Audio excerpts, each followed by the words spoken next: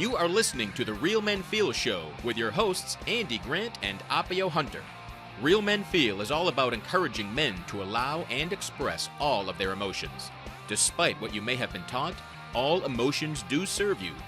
Real Men Feel is committed to opening up discussions that most men aren't having, but you certainly don't need to be a man to join us.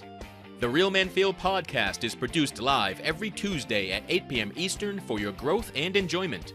You can find more information about the Real Men Feel movement at realmenfeel.org.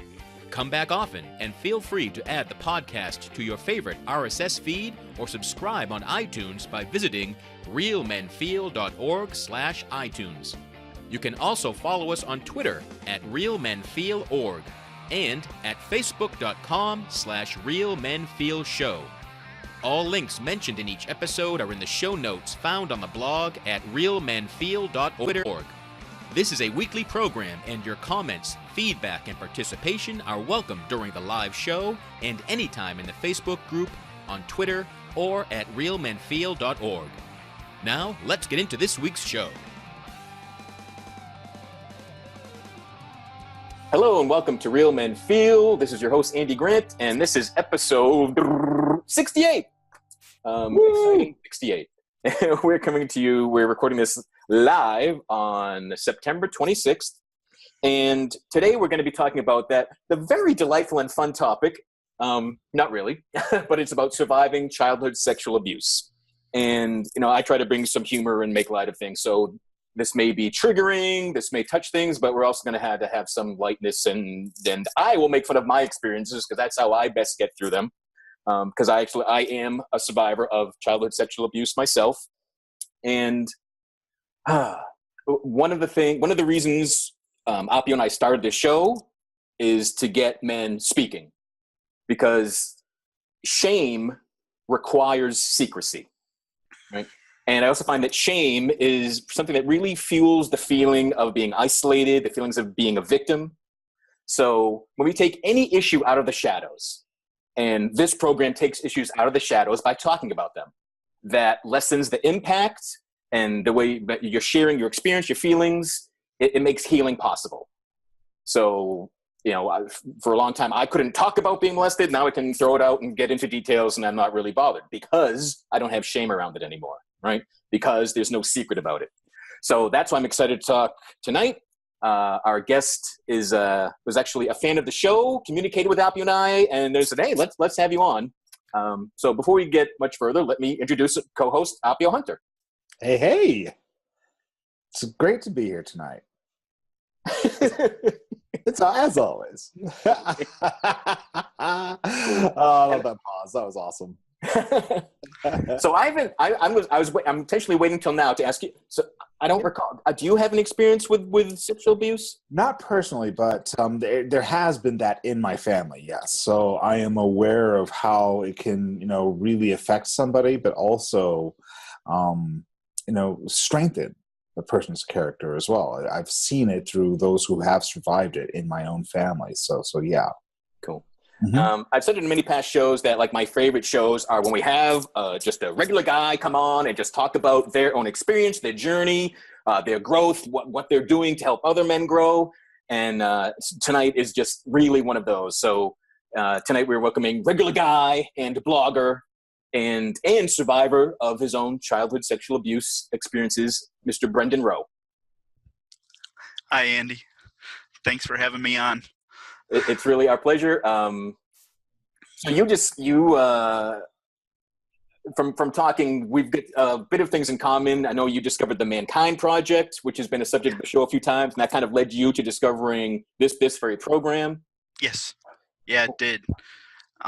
I did my New Warrior Training Adventure weekend and was kind of riding the high, and came home and was Googling it, and that led me to a video you posted after you did your first staffing. And that was how I found the show, and then I fell down the rabbit hole and was clicking play on every old episode I could. Love it. That's my favorite rabbit hole. So was it at your Mankind, and for people that don't realize, the New Warrior Training is a 3-day intensive, male-only rite of passage. Rite of passage, yeah. Discovering that, whatever you're willing to share, that it's not judged, it's supported. So is that where you kind of had some insight about your own background? Yes. My background of childhood sexual abuse was over a very long period of time. It was over almost a 10-year stretch, which I never really forgot it. I never really put it out of my head, but I managed to find a way to push it away and actively work to not remember it. And I never talked to anybody about it. I never told anyone as a child. I never told anyone as an adult. And it was on that Mankind Project weekend where I was standing in front of another man, and all of a sudden, for the first time in my life, 33 years after it started, I was standing in front of another man telling him what my stepfather did to me. And it opened Pandora's box. Once I started talking, once the secret was out, realizing that I wasn't mocked, I wasn't judged, I wasn't shamed, none of the responses that I'd conditioned myself to expect, to admitting what I saw as a kind of weakness. I must have been weak for that to happen. So to tell another man that that I was weak and that this happened to me, I was expecting all kinds of negative responses I didn't get. And it also had another side effect. I went home to my regular men's group and found out that more than half of my group were survivors as well. And when I started talking about my experiences, they started talking about theirs. Yeah. And I find that time and time again with friends, as part of the show, as part of groups and retreats, the first time, man or woman, the first time a human being admits, confesses, lets some shame, some secret out, it's met by, that gives everyone else that same permission. Yeah. And especially as men, when it comes to something that we're judging, and again, my abuse happened when I was like 5 years old. I didn't have a conscious memory of it until I was 20. Yeah. Like you, I didn't talk about it. I obviously separated out, kept it far apart, and even then, I still didn't go, hey, how you doing? I just remembered I was sexually abused. Like, it wasn't a top of mind thing. It wasn't a, how do you do? Nice to meet you kind of a tale. But whenever I did, it was always greeted by someone else able to take their own walls down. Yeah. And how did that first time you did that, how did that feel to you to get that response? It took a minute for it to register, because the entire time I was talking, there was a voice in my head saying, shut up, shut up, shut up. As it was coming, I was trying to stop myself as I was saying it, trying desperately to hit the brakes, and it wasn't working. The words were out. It was too late. And,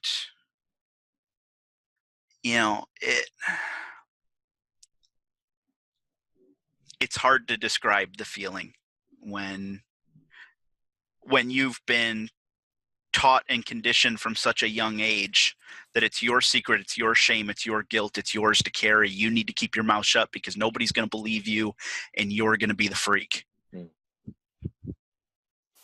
To not get that response when the secret is out, I was just kind of stunned. I didn't know what to do with it. I was so prepared for such a negative reaction. And I still have that problem. I mean, this was March of this year. It's only been a few months. And being met with understanding and support and compassion sometimes throws me off more than if somebody would just point at me and say freak. Yeah, it's some way it's harder to deal with. Right.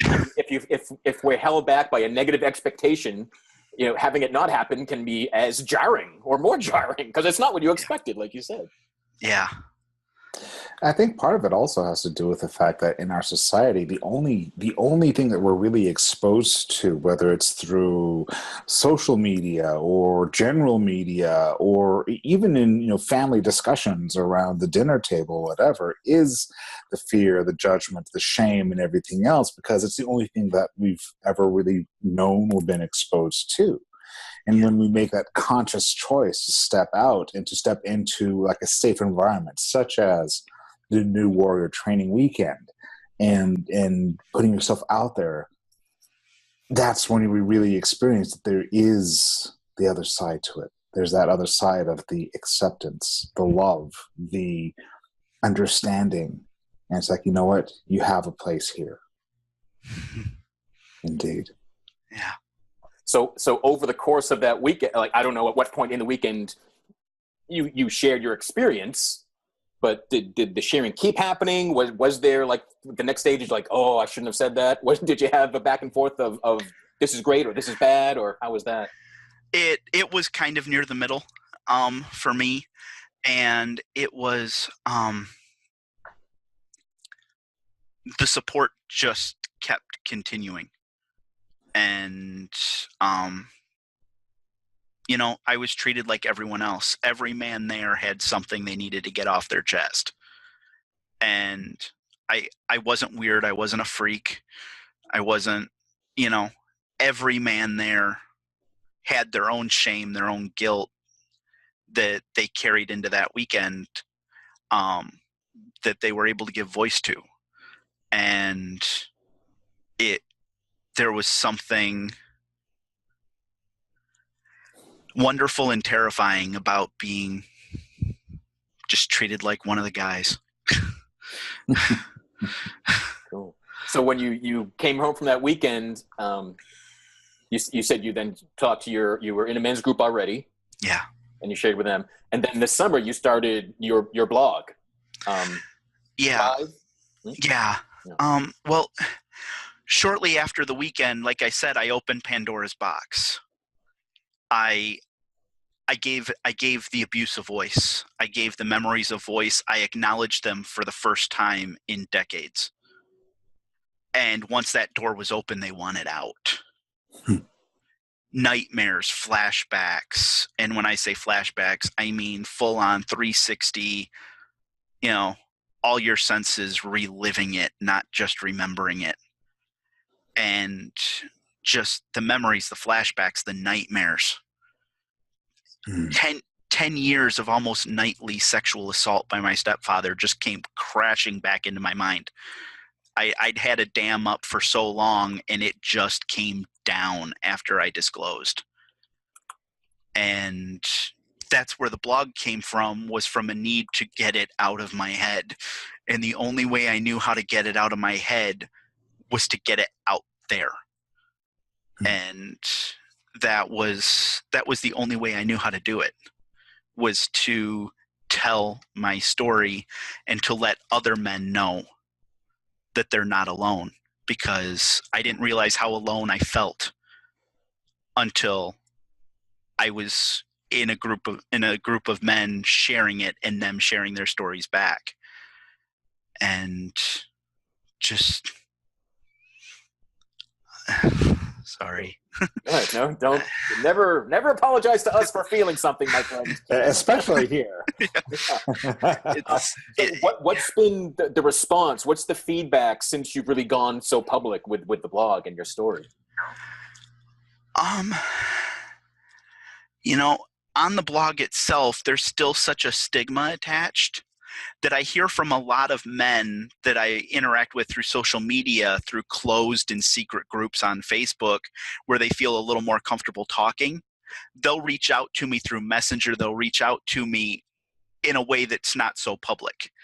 So on my blog itself, it looks like I'm not getting a lot of response. But if you look at my Messenger box, I'm getting a lot of response from men who are saying, thank you for talking about that. I feel that too. I did a blog where one of my posts was about the anger that was coming up and the anger that I was feeling, and talking about how the anger felt good and it felt powerful.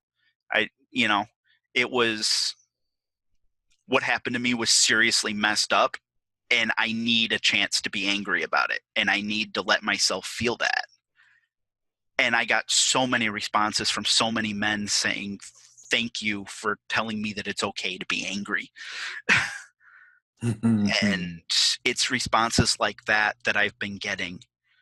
And from friends, a lot of friends and the men in my men's group, and, you know, so much support. So, you know, just hearing from them, they've been following along and showing support that way. Has it been all positive so far? No. Feedback? No. Okay. What? You know, my mom's side of the family is, well, I nicknamed my mom Cleopatra a long time ago because she's the queen of denial. And it's genetic. And when I first started sharing in my own private social media, where a lot of my mom's relatives were there, when I started sharing about the abuse and actually named my stepfather as my primary abuser, one of my uncles actually posted something. His son was at a Cub Scout camp that my stepfather helped build. And after I had shared publicly and he had, you know, done the Facebook reactions and I knew that he'd seen the posts, posted something, a picture of the camp saying, look at what my late brother-in-law built. What a beautiful legacy he left for young boys. And that's how deep the denial runs in that family. And I don't know if it's because now they're thinking, should they have known, should they have seen something when I was young when they might have been able to stop it? I don't know if the denial is a way for them to deal with guilt they might be feeling, or if they really just don't give a damn. Yeah, I mean, I don't know them. I would be willing to go out on a ledge and say it's not because they don't give a damn. It's, you know, everyone's denial is to keep them from feeling pain. Yeah. Right? So, you know, I know, again, when I realized and told my parents at age 20, you know, they both felt horrible. And looking back, my mom would say that she could see a change, but they thought it was at the same time that my parents got divorced. So they thought, oh, little Andy's messed up because we're getting divorced. That's what's happening. Yeah. But, you know, hindsight can be torture. Yeah. And, you know, it's just a side effect. You know, there's a voice I've carried with me for a long time that I must be worthless. Yeah.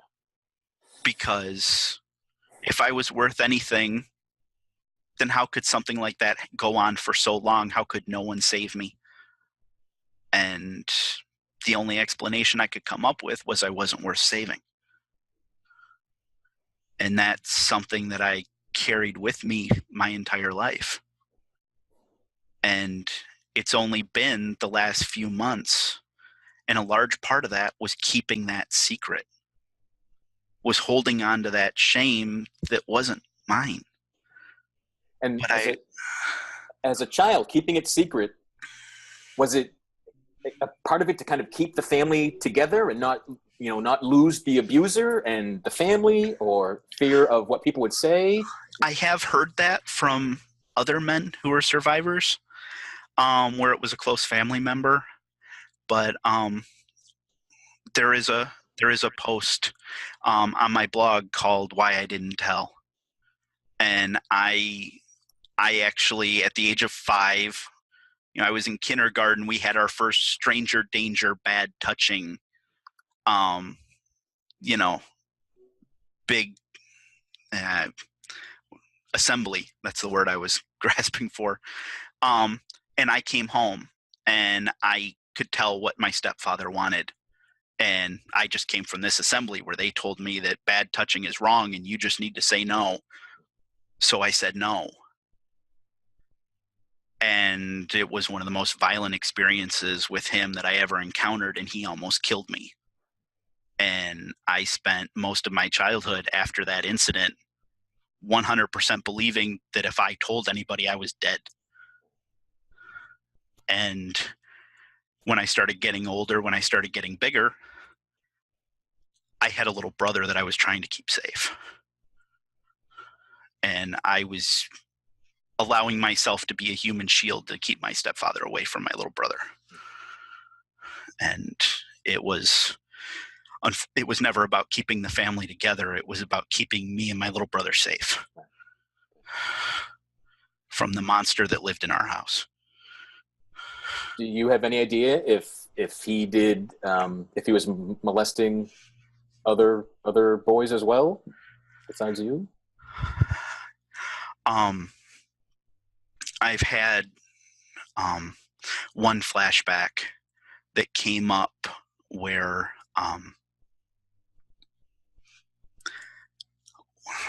when I was really little, where one of my stepfather's best friends, my stepfather and his best friend decided to trade me and his friend's son. And they were abusing both of us at the same time. And I have that question. You know, he was very involved in Cub Scouts. He was very involved in Boy Scouts. And I wonder what his intention was. I wonder what his reason was for being so involved in an organization that was meant for young boys. Right.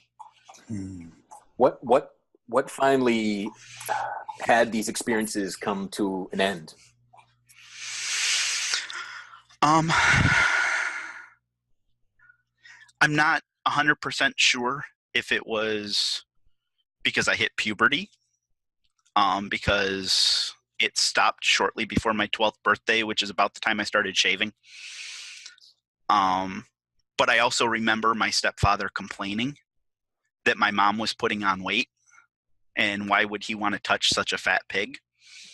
I remember hearing him say that, and that triggered something in my mind, and I started eating everything in sight to try to make myself as fat and unappealing to him as I possibly could.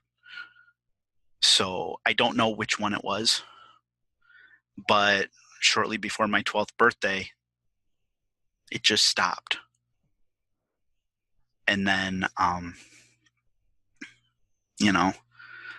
until right after my 16th birthday. My mom was trying to figure out why I was 16 and I never talked about girls and I never had girls over, and why wasn't I acting like a normal teenager? And, she decided, oh, he must be gay, and told me that she needed to talk to my stepfather about it because she didn't know what to do about it. And the only thing running through my mind was, my mom's going to tell my abuser that I'm gay.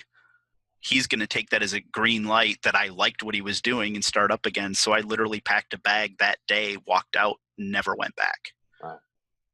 And never gave him another chance.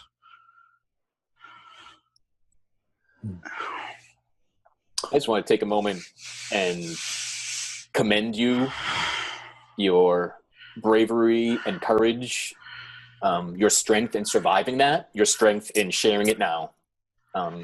Really, because again, we've talked about it earlier. We talked about it besides this, that your willingness to share this, your willingness to go there, to touch the points of pain, gives permission, lets other guys know they're not alone.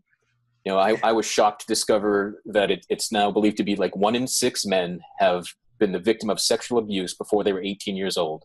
And that's only based on reported cases, and with there being so much more stigma attached to male survivors versus female, I honestly believe that number is a hell of a lot higher. Yeah, I do too. But that's based solely on reported cases. Yeah. Like I said, my men's group, there's about 13 men in my men's group, and I know of 7 of us that fall into that category. And, that doesn't really line up with 1 in 6. Yeah. One thing that scared me the most was, the story, tell me if you've heard this a lot too, that, most abusers were abused themselves. Yeah. So once I had memory, people were like, oh crap, now I'm going to do this. Like, I just thought, oh, it's cause and effect. There's no way off of this pattern. Yeah. And that's a really common fear that a lot of survivors have.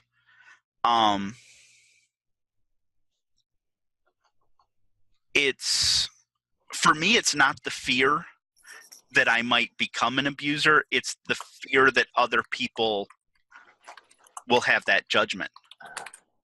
I don't have any children. I limit my involvement around children, not because I have any instinct that I might hurt them, but it's that fear that if somebody finds out I'm a survivor, then they're going to think that that immediately makes me a threat to their child. Yeah.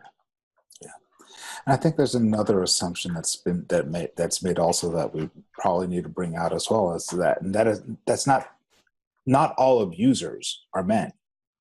Right. Yeah. Absolutely. Yeah, that's a common misconception that, men or boys can't be raped or assaulted by a woman. Right. And yeah, it just, there's kind of I think of the issues where, a high school teacher goes out with a younger boy and like, oh, good for him, good job, and way to go, buddy. And like, no, it's not, it's a damaging thing. Right? A lot of the, well, I shouldn't say a lot because there's not a lot, but among the resources for male survivors, you hear the language a lot, unwanted sexual experiences, and a lot of times what I found is a lot of that language gets used with female perpetrators because it is hard for people to wrap their minds around the fact that a woman could force a boy or a young man to do something he doesn't want to do. So by reframing it as unwanted sexual encounters or unwanted, sexual experiences, it's a way for them to acknowledge that, that a female perpetrator did have a negative impact on their lives. Without, it's a male instinct. We don't want to look weak. Right. And calling it an unwanted experience versus abuse makes it sound like, oh yeah, I didn't want that, but I wasn't weak about it. Right. We're supposed to want every sexual experience with a woman, right? They're all good. Yeah. And yeah. Right. Exactly. Yeah. Yeah. And that, that's why I'm so glad that these conversations are now taking place, and they're taking place more openly, because it's just so important to be able to break down those walls. In fact, we're a former guest on our show, Nige Atkinson, has his own blog, has his own podcast now about breaking the vow of male silence, his book and so forth. And I think I've listened to it. It's absolutely amazing. And, to have multiple conversations on that subject, to be open about it, to talk about it, to give men permission to stop feeling the stigma. Yeah. And instead say, hey, I'm a man. This happened. I'm still a man. Yeah. And to be honest, until I actually started talking about it, until I said it out loud for the first time, until I started writing about it in my blog, until I started talking about it in a men's group, till 5 months ago, I never felt like a man. There was so much shame in the silence. And that shame kept me from feeling like a man. I didn't, I wasn't a man. I was Peter Pan. Yeah. And I was a boy who couldn't grow up, because to me, a man was just somebody who was strong. And living in that shame, I just felt weak. Yeah. It's interesting. In fact, Lori put a comment here in the chat that I think is very, very important to bring out, and love to hear your thoughts on it, because Laura's comment is that it's intriguing that it seems that men talking about this abuse is decades behind women being able to talk about it. Now, how women used to say that date rape instead of just plain old rape, and we are in the process. We as men are in the process of easing into the shifts of abuse. And you are seeing that a lot. A lot of the sexual assault campus awareness campaigns are highlighting that. I think I just saw a statistic sometime today, like 30% of male college freshmen will experience some kind of sexual assault on campus. 1in6.org, one of the main awareness campaigns for male survivors in the U.S., is working with United States military to address the growing number of male sexual assault survivors, and giving them resources that they need.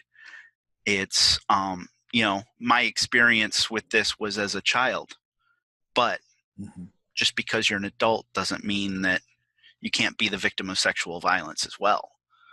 And that's really starting to come out more too, slowly. But I really think it's important that conversations like this happen, that we talk about it, that we talk about our experiences, that we talk about what happened. And what's been the most beneficial thing in your own healing and your feeling command in the past few months? Is there one thing? Not keeping his secrets anymore. It's realizing that so much of what I've carried was never mine to carry. And telling his secrets, telling on him. I have a series that's gone a little dormant because I've been having a really rough time with the most recent one. But in my blog, I have a series called Flashback Friday, where I literally share my flashbacks. I bring people into what it's like to re-experience a full-on, all senses, 360 surround sound, reliving it. And it hurts like hell. Yeah. It's scary as hell. And I literally sit there for 10 minutes with my finger over the mouse trying to figure out if I'm going to hit publish again this time. And every time I do, it's like a weight shifts. It's like a piece of his crap that I've carried for so long just falls off. And the response that I get, for every response I get to anything else on my blog, I get 10 responses to one of those, to actually sharing a real experience, not talking in circles, not talking around it, shining a light on the reality of the horror that a boy goes through being a victim of sexual abuse. And because whether it's other survivors or whether it's people who have never experienced it, I have a friend I've known since high school, and she wrote to me and said, after the first one of those that I put out there, that it was so eye-opening to her and she had no idea. And reading that, she felt like she had a much larger understanding of what I was dealing with. And I keep saying the point of my blog is to let other survivors know they're not alone. Let them know that other men know what they're going through, have been through it, are healing through it. But it was kind of an unexpected side effect to kind of raise awareness for loved ones, raise awareness for people who haven't experienced it, and to have them tell me that they think they get it. And but that's something that took a lot of work on my part. I want to talk in circles. I want to talk around it. I don't want to talk about it. Well, I don't believe that anymore. That might be an old story of yours, but I don't buy that anymore. Well, yeah. And that's been one of the changes, because I find, these are really old wounds. Yeah. And, it's, what do you do with an old wound? Sometimes you got to cut it back open. Yeah. And actually heal correctly, Let it breathe. Yeah. And sometimes the only way to do that is to really give it voice. Have you ever been in a place or a time that you doubted your memories or doubted these flashbacks, thought you were kind of just making some aspect of this up at all? I might have, but the first flashback that came up came from, it's tied to my earliest memory so inextricably that because I know the other half of that memory to be 100% true, that it kept me from doubting the other half. The first time I was sexually abused by my stepfather was the day my baby brother was born. My earliest memory is of being in the hospital and being mad that I couldn't take my baby brother home with me because he was preemie and he couldn't leave. And my mom had cancer and she had to stay in the hospital. So that's how I ended up alone with my stepfather. So what was my earliest and happiest memory of my life was on the same day as when my nightmare started. And, you know, I went from over the moon that I had this new friend to play with. And the day ended with me curled up in a ball in the bottom of a shower, bleeding down the drain because my stepfather had just raped me and I was 3. And just little things. Every time I start to doubt one of the memories, there's something in those flashbacks, there's something in those nightmares, something in those memories that I know was true about my past. And a lot of people that I've talked to, and there's no difference whether you experience sexual abuse once as a child or 100 times. It scars you, it damages you. But our mind has a wonderful ability to heal itself if it's only happened a smaller number of times. When it's an almost nightly thing, your mind can't cover that up. Right. You can't. My mind couldn't cover that up. And it wasn't that I didn't remember, it was that I didn't want to. I spent my entire life pushing those memories away. It's not that they weren't there. It's that I just didn't want to let my mind go there. I doubted, and I didn't remember till I was 20, and then there were TV shows and stuff talking about you can't trust children's memories of things, and that was all the rage. So I really grew up like, wow, can I believe this? Did this happen or not? And so I think at age 30, I went to a hypnotist.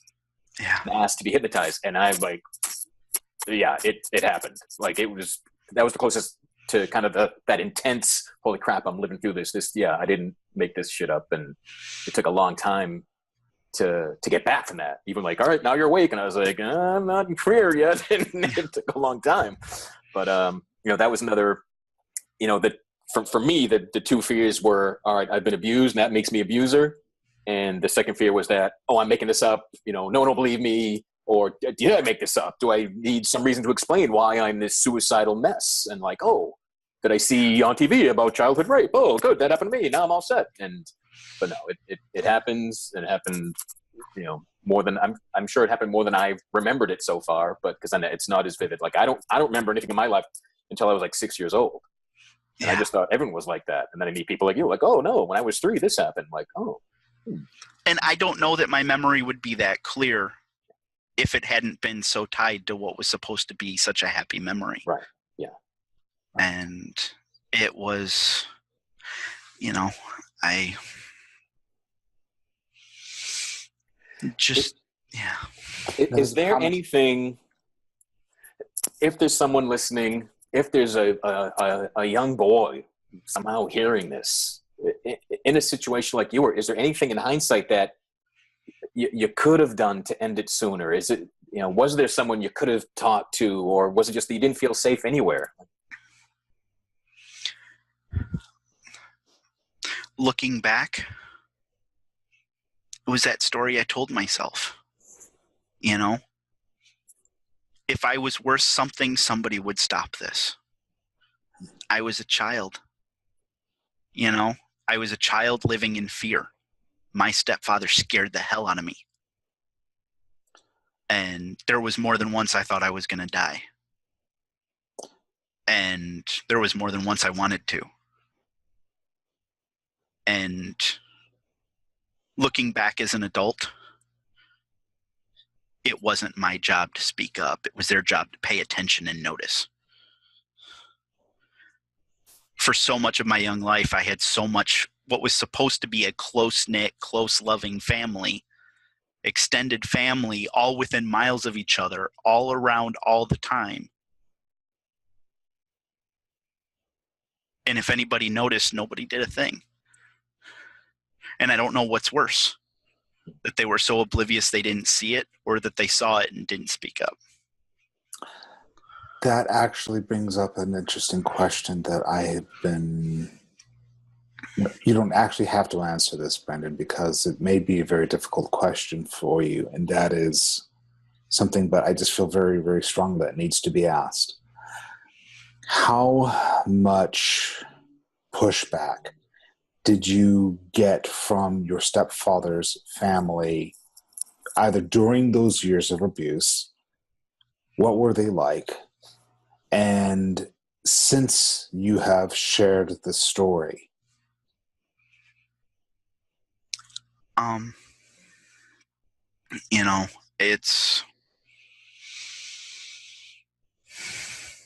have a stepsister that I was very close to when I was younger. Mm-hmm. But with the exception of her, I have almost no interaction with my stepfather's family. Okay. Being raped by 3 generations of that family was enough.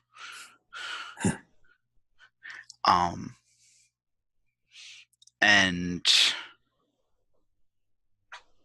while I've been fairly public the last few months, my actual name is attached to my blog. I'm doing this show right now. Mm-hmm. I'm sharing it on my social media. I still haven't told my mom or my little brother.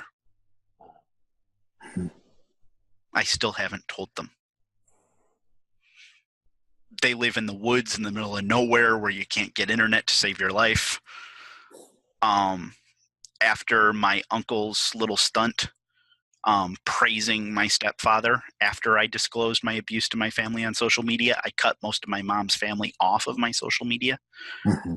Because so many of them were so quick to jump onto the post and talk about what a great guy my stepfather was.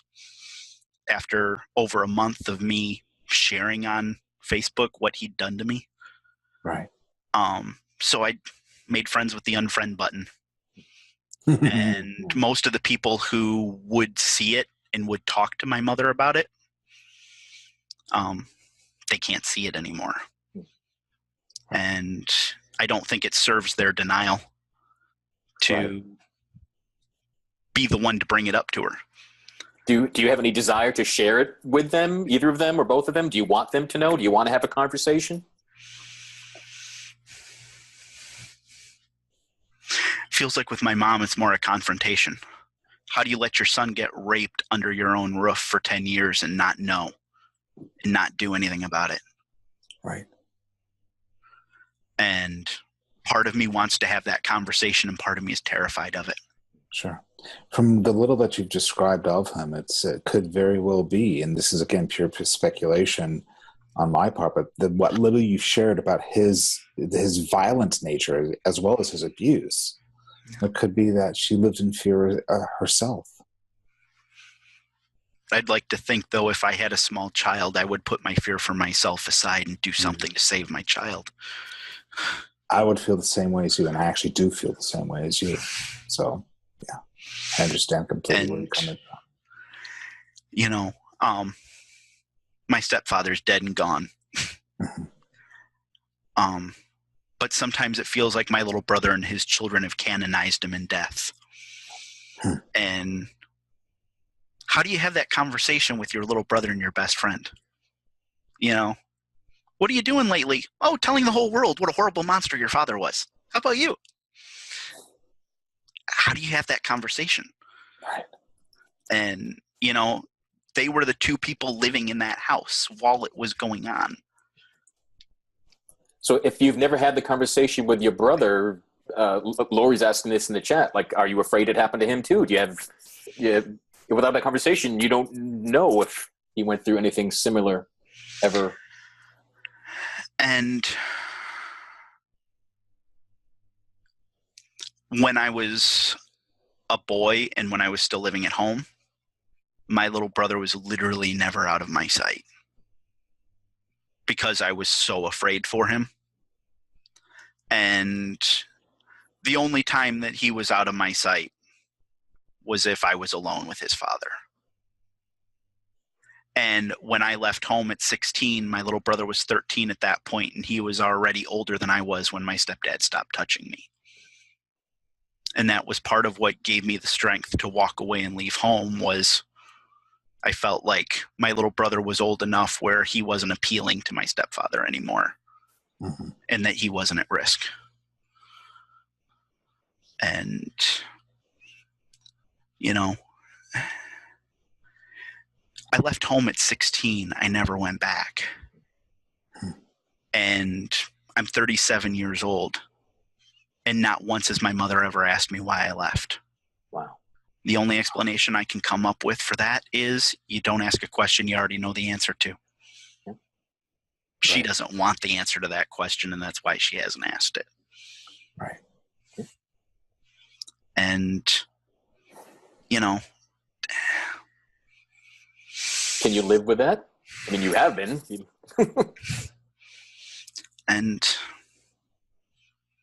you know, I'm starting to slowly realize that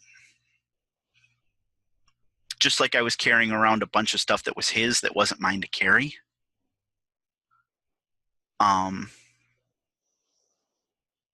that there's stuff of hers that's not mine to carry either.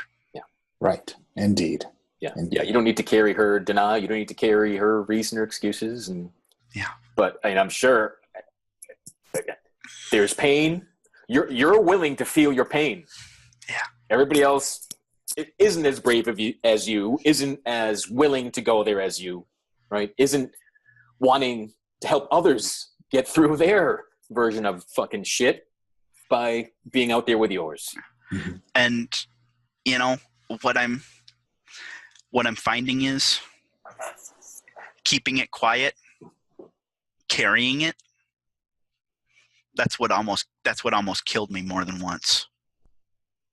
You know, I tried, and some would say succeeded in taking my own life. I flatlined, but the doctor actually called time of death before all the machines just started beeping. And, you know, whatever the powers that be are threw me back. Well, and talk about knowing you still got something to do here, then you know that. Right. Then boy, are you doing it. And I just keeping it on the inside and feeling so alone, feeling like no one could understand, feeling like nobody would care. Just a huge part of the blog, a huge part of the reason why I wanted to talk to you guys tonight is to let other men know that that's bullshit. It's you. There are people who care. There are people who understand. There is support. There is help.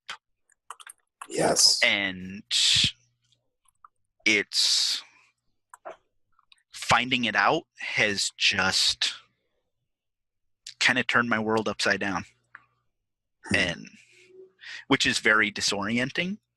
But considering my world was kind of upside down already, I guess it kind of turned it right side up.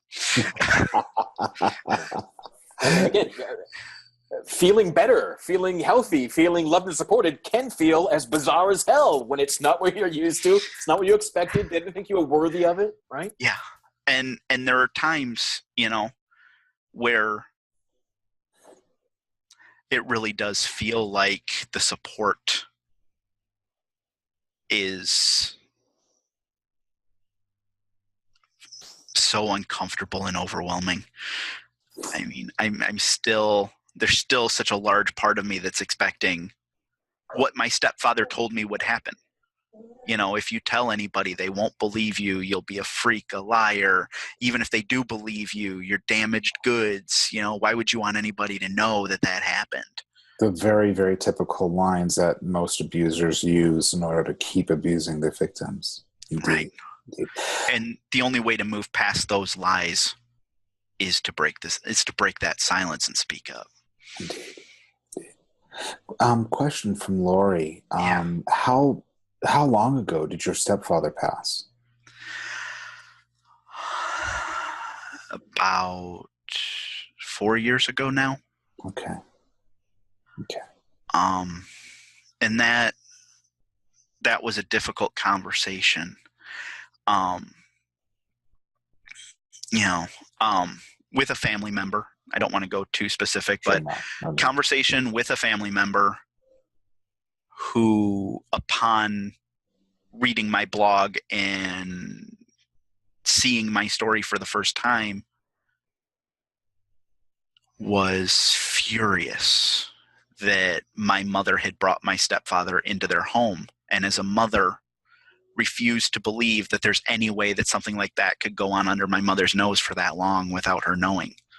Indeed. And in my relative's mind, my mother knowingly brought a pedophile into their home and is no longer welcome in that relative's home.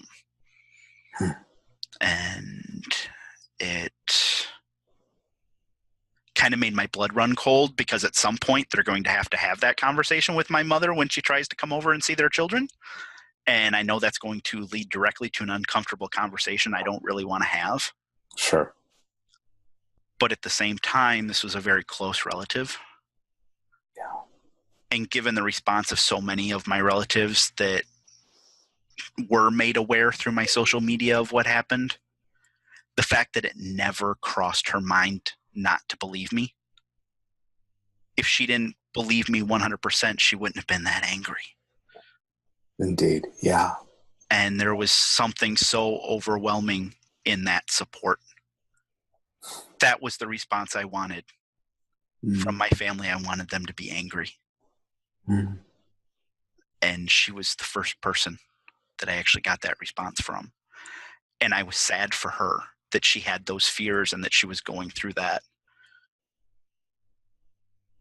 But that was one of the most supportive things that I've experienced since I disclosed my abuse. Because there's no way she would have got that angry if she didn't believe me. Oh, yeah. Yeah. And that's a big fear in telling my mom and my brother, is I don't think they'll want to believe me. Yeah. And that's not up to you. Right. Right? Like, it's their decision. Whenever it feels right to you, whenever it happens organically, here's what happened. And it's that scary place of not owning their reaction. Right? Yeah. You can just go, here's what went on. And the more I share, the more I disclose, the more I write, the closer I'm getting to being in that place. Right. But sometimes I have to put the brakes on and remind myself, it's been 5 months since I told somebody about this for the first time. Yeah. And, I go from 1 second beating myself up because why aren't I better? Why aren't I healed already?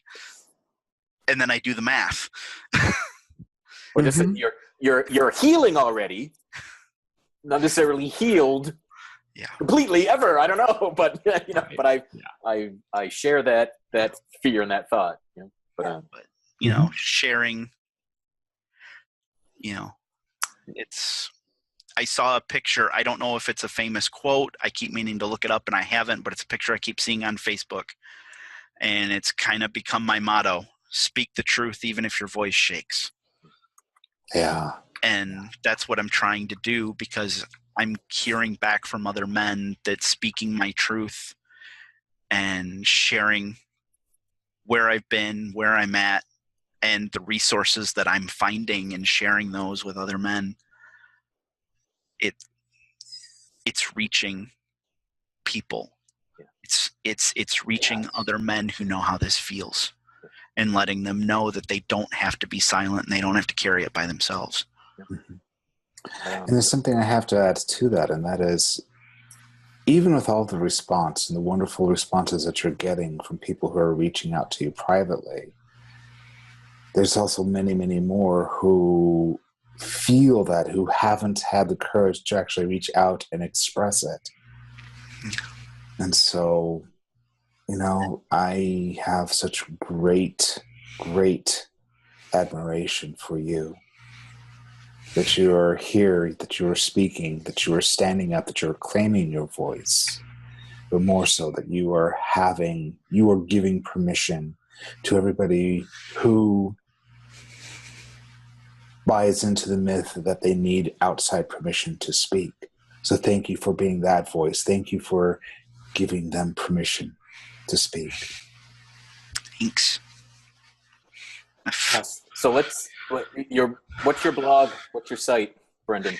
So people can learn more and read up. ThriveMail .blogspot.com.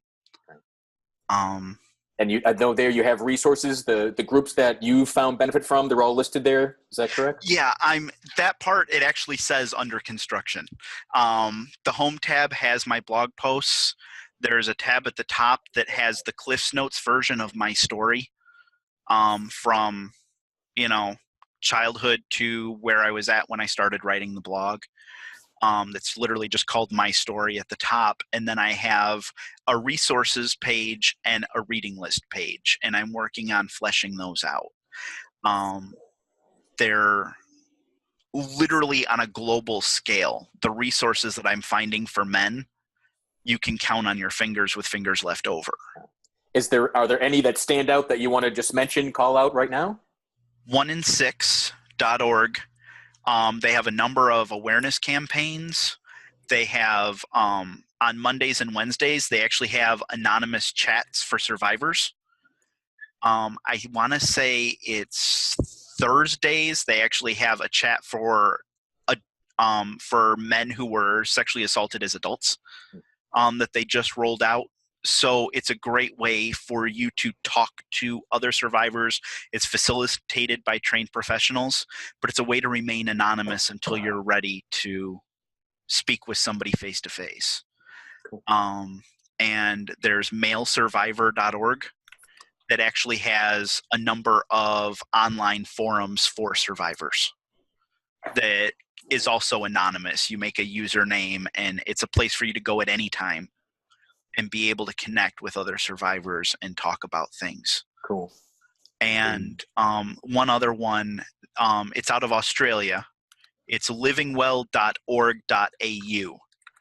And they actually there really is an app for everything. They actually have a phone app for male survivors of childhood sexual abuse. The app is called Living Well. It has breathing exercises. It has a self-assessment you can do. It has tips for dealing with anxiety, PTSD, bad memories. There's literally an app for everything. And when the flashbacks and nightmares and memories were really hitting me hard, I found a lot of support in that app, and a lot of tips on things to do to try to, address what you're feeling and what you're going through in the moment. And that was another great resource to let me know, okay, I'm definitely not alone, because there wouldn't be an entire app with all these resources on how to deal with exactly what I'm dealing with if nobody else had ever dealt with it. So it was another great reminder that I wasn't alone. And that's the reminder that I really want to leave other men with through my blog, through this conversation. You're not alone. There are people who will believe you. There are safe places to tell your story. And I want to point out people that again, you began in a safe, private place. That it was the New Warrior Training Weekend with the Mankind Project. They run those events often all over the world. They also run men's groups. So the first step doesn't have to be, or doesn't ever need to be, a public blog. Correct. Right? The healing, the sharing can be more intimate, can be more controlled. Absolutely. It was what I did it because ever since I was a little kid, if I had something that was on my mind to the point where I couldn't concentrate, where it was wrapping around everything, writing it down got it out of my head. And it just kind of combined with that urge to let other survivors know they're not alone. So if I'm writing it down anyway, might as well put it out there where other survivors can see it. And if Lori's put a comment in here, I want to make this known again too. If you're going through abuse right now, if you're the victim of anything, find a safe place. Let someone know. Be willing to speak up. You don't have to suffer, right? It's not that you're not worth anything else, but look for that trusted friend, family member, someone outside of the person abusing you. And also to add something that Lori put into the chat as well, and that is, if you're a young person going through this, keep telling people until you find someone that will get you out of that environment. Yes. And I was 36 years old before I told somebody, and the response I got, if I'd been 9, 10, 15, whatever, and had gotten that kind of response, I can't even begin to imagine the positive impact that would have had on my life. So I 100% agree, Lori. If there's any young man who's seeing this, find that safe person, find that safe place. The internet is a beautiful thing. So like I just listed some resources where you can go, you can be anonymous, you can treat it like a practice run if you need to,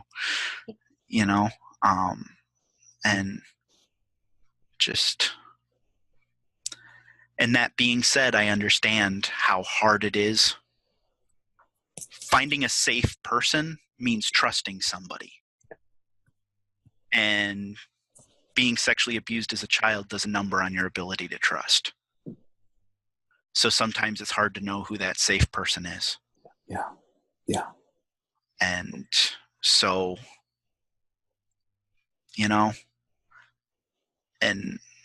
it's something I didn't talk about, and not to discourage anyone from telling, but for boys, the abuser is almost always known to them, and by and large, it's someone outside of the home.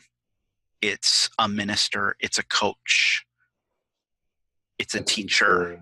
Yeah. Someone in authority, someone that that can really mess with a young man or a boy's ability to know who to trust.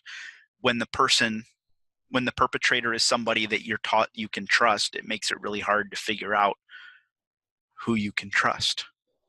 Yeah. And sometimes, if it's still going on, if you're still in danger, it might just be as simple as walking yourself into a police station if you don't have any other options. If you're not sure who to trust, but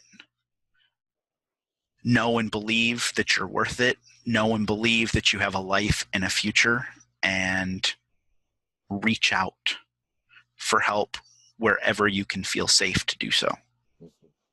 Mm-hmm. And at any age. Yeah.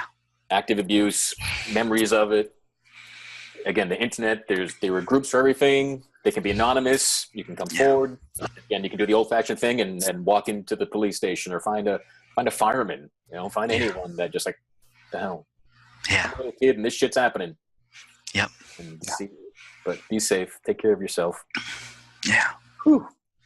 Well, Brendan, from the bottom of my heart, thanks, and that word is just pales to get across to you, and just commend and honor your courage, your compassion, your vulnerability, your bravery, your ability to thrive. Right, surviving is just getting by. You're way beyond surviving this. Right, you're now turning it. You're using it. You've used it to create an extremely powerful man. So it Yes. blows my mind that you didn't realize you were a man until the last 5 months. But I bet Appio and I would have seen that you were a man whenever we might have met you even before this. And you're just willing to show it now, right? You're willing to step into that bravery, that courage, that compassion that has got you here, right? Yeah, and that's really it, not keeping the secret anymore, giving it a voice. And I don't know that I would have taken it to this place if I hadn't been met so immediately with a number of other men whose response was, "Me too. And you mean it's okay to talk about it?" Yeah. And because that was a response I got from the men in my men's group almost immediately after I disclosed on my weekend. And it just triggered something in me that, so I really am not the only one who thought it was just me. I really am not the only one who was afraid to talk about it. And if me pushing past that fear and talking about it gets other men, other survivors talking about it, then it's worth it. And somehow it's allowing me to find strength on the other side of that fear. But it was pushing past that fear just to show other survivors, other men, that they're not alone, to give them that reassurance that I wished I'd had a long time ago. Yeah. Beautiful. Thanks once again for going public, for speaking your truth, for joining us tonight and sharing yourself so deeply and honestly. It is greatly appreciated by listeners and viewers for years and years to come. You're part of the Real Men Feel legacy now, here for eternity. Well, thank you very much for having me on. And like I said, I've been following the show for quite some time. So it's been great to talk to both of you. After watching so many of the old episodes, I kind of felt like I knew you already. And it went a long way towards putting me at ease going into this. And to Lori, thank you. I haven't been responding right away. Seeing all the faces on my screen and seeing the chat box, I have been seeing what you're saying, and thank you for participating. And if I ever do this again, I'll try to get a little better at multitasking. We'll take care of that. We get all that thing in. You just be you, man. You're gonna you do you. Well, we're good. Cool. So again, thanks for everyone that joined us live. Thanks for the commenters. In the show notes at realmenfeel.org, we'll have links to Brendan's blog and the resources. And it just really, whatever you're going through and you think it's only you, it's not. It's just what we find time and time again with whatever the experience is, whatever we think makes us weak or weird or the oddball or the freak. And no. There's lots of oddballs and freaks that are glad to welcome us and give us a hug and realize we're not that freakish. We're just freaking humans, and we're just men feeling our shit and growing. And that's what it's all about. And there is something so freeing in that. Oh, yes. Yeah. Yep. Oh, yes. Vulnerability on the other side of that fear is freedom. It's all good. Again, thanks for joining us. Thank you, Appio. Thank you, everyone else.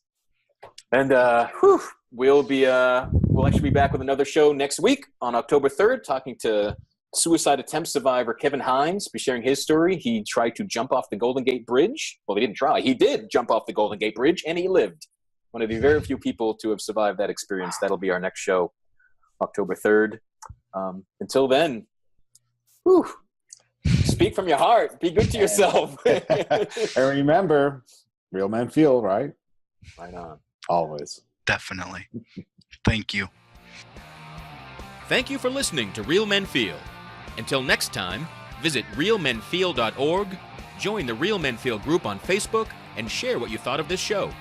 Please give this podcast a review on iTunes, Google Play, or wherever you are discovering Real Men Feel. Reach out to us at realmenfeel@gmail.com. Learn more about Andy Grant at theandygrant.com and Appio Hunter at appiohunter.com.